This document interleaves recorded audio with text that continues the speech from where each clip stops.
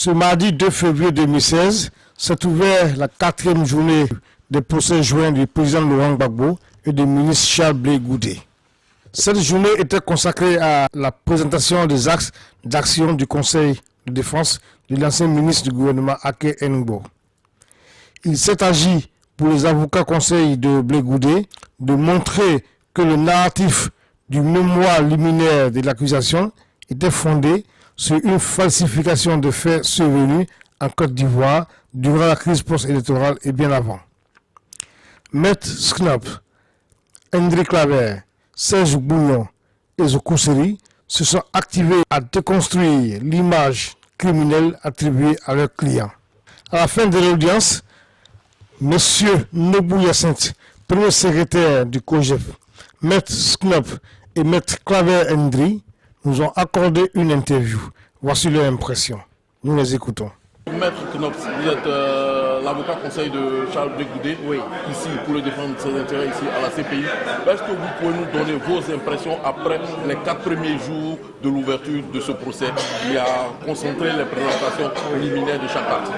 Oui, je pense que notre équipe a donné une bonne présentation et je pense qu'en totalité, c'est une bonne défense pour attaquer la théorie du procureur.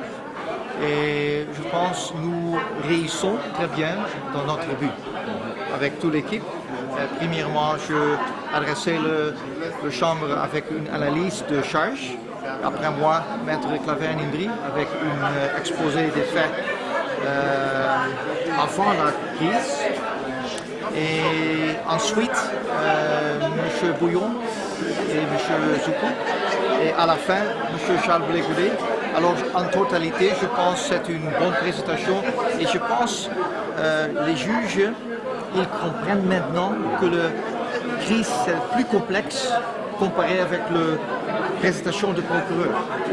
Et le juge comprend maintenant aussi que la preuve de la procureur, c'est très sélectif.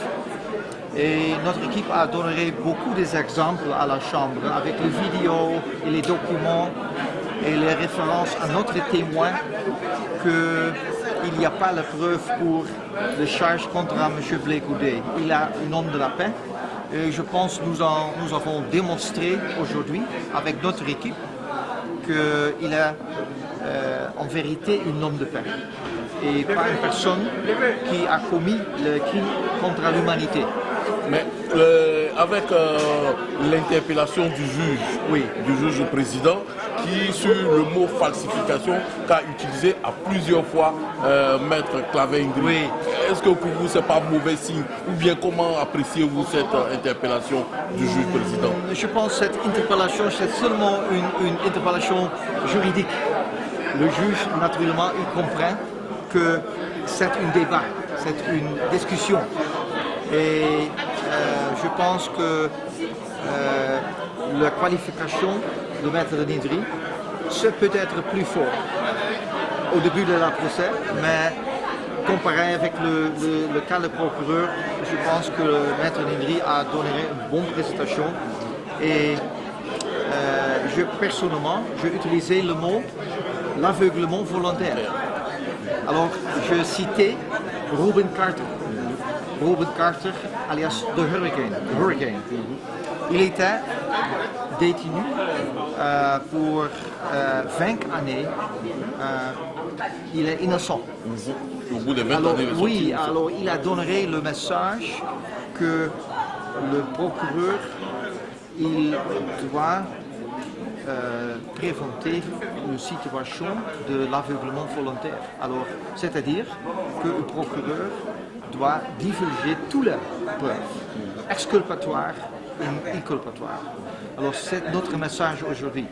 Et je pense que Maître Hendry, il a donné une bonne présentation et je pense que l'intervention du juge président, Maître Tafusser, c'est seulement une intervention juridique. Mais en un sens, dans le fond de la présentation, le message a bien compris par la Chambre. Mais justement, lors de la présentation liminaire du juge, de la procureure, oui, Fatou Bensouda, elle a évoqué qu'elle mènerait des enquêtes dans le camp du président Alassane Ouattara, Oui. et qu'il y a une possibilité que des personnalités de ce camp Oui. soient sous le coup de mandat d'arrêt. Est-ce qu'aujourd'hui, vous qui représentez M. Charles Blé Goudé, vous êtes pour un d'arrêt de son personnalité du camp Alassane Ouattara et qu'il soit transféré ici à La Haye, pendant que Alassane Ouattara lui-même, il a décidé de juger que la Côte d'Ivoire était suffisamment outillée pour juger les Ivoiriens et qu'aucun autre Ivoirien en dehors de Laurent Gbagbo Oui. et Charles Blé Goudé ne viendra à la CPI? Oui, c'est une bonne observation parce que quand le procureur a admis qu'elle a commencé une investigation aux actions de Ouattara, je dis à la Chambre aujourd'hui, comme c'est possible de juger Charles Blé Goudé et le juge M. Gbagbo sans cette investigation, parce que cette investigation peut être exculpatoire pour les deux. Et personnellement, je pense que cette investigation de Mme Bensouda aux actions des forces de M. Ouattara pouvait être exculpatoire pour M. Blé Goudé. Alors, c'est un dilemme parce que le procès contre Charles Blé Goudé a commencé aujourd'hui. Oui.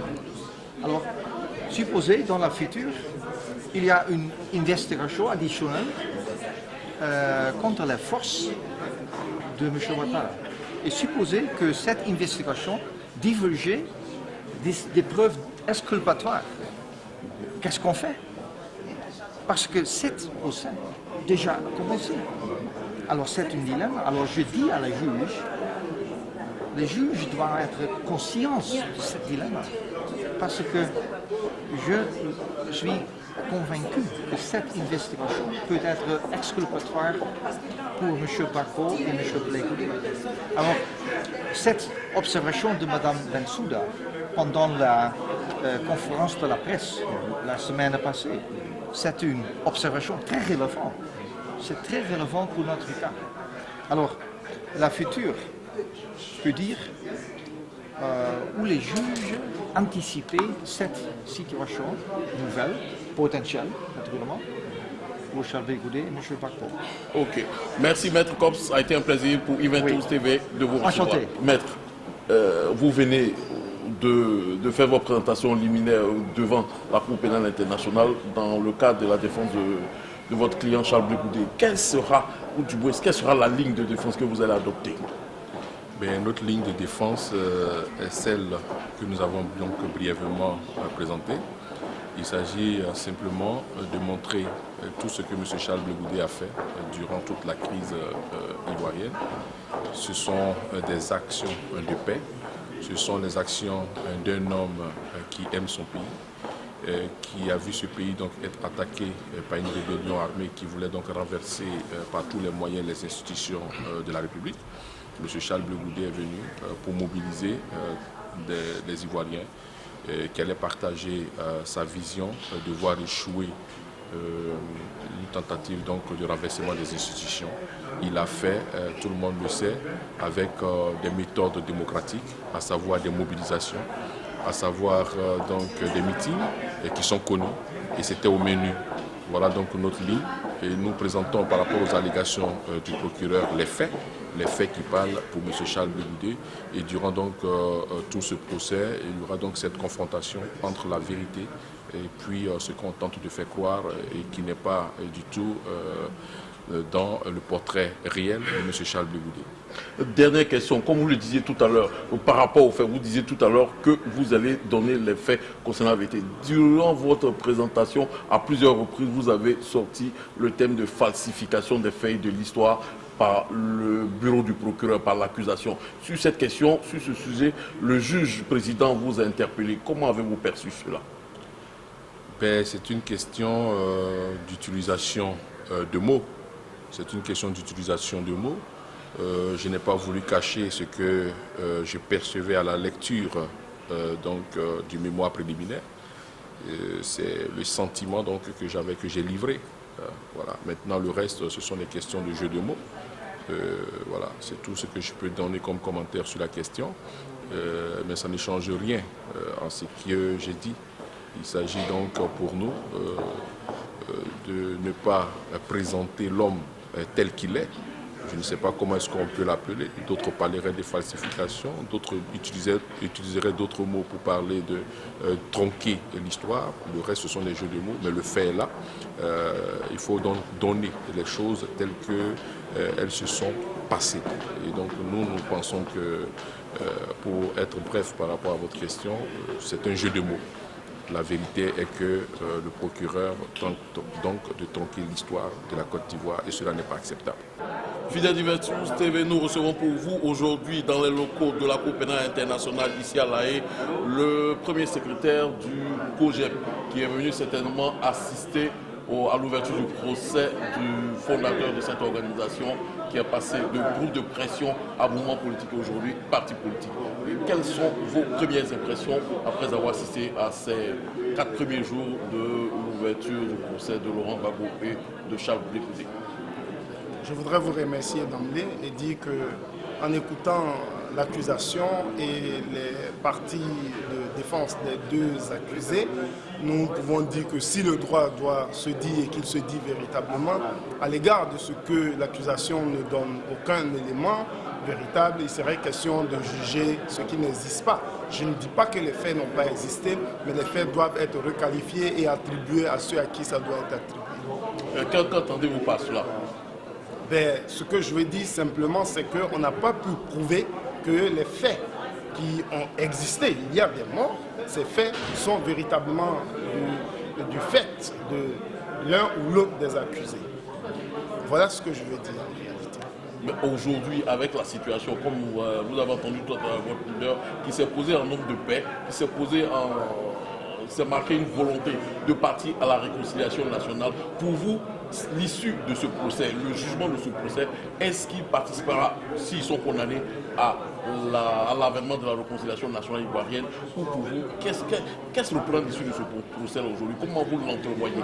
En réalité, l'issue de ce procès devait être pour nous l'acquittement, mais si d'aventure ils sont condamnés, nous pensons que Charles l'a dit et le président Laurent Gbagbo l'a dit, ils sont pour une Côte d'Ivoire pacifiée, une Côte d'Ivoire paisible. Il serait meilleur qu'ils soient relâchés afin que nous puissions vivre dans l'harmonie et la construction de la Côte d'Ivoire. Mais si cela n'est pas, naturellement, je pense que, étant même ici, Charles a pu organiser un colloque, ça sera toujours dans le principe de la paix en Côte d'Ivoire. Est-ce qu'aujourd'hui, après avoir assisté à l'ouverture, certainement que vous allez retourner à Abidjan, quel sera le comportement, quelle sera la ligne du COJEP dont vous avez les responsabilités aujourd'hui? La ligne du COJEP n'a jamais changé depuis que je suis là et avant que je ne sois là d'ailleurs. C'est la ligne de la paix, la pacification, le pouvoir par les unes et participer à la vie du pays en posant les principes ni soumission ni défiance. Voilà la ligne du COJEP et nous nous tenons à cela. Depuis votre arrivée sur Depuis lors, vous avez rencontré Charles Blé Goudé? Je l'ai rencontré samedi. Nous avons échangé sur l'avenir du parti, sur nos projets et programmes que nous devons faire ensemble pour que dans un avenir très proche, il puisse venir et que nous puissions naturellement aller à la conquête de ce pouvoir d'État et puis pouvoir l'exercer.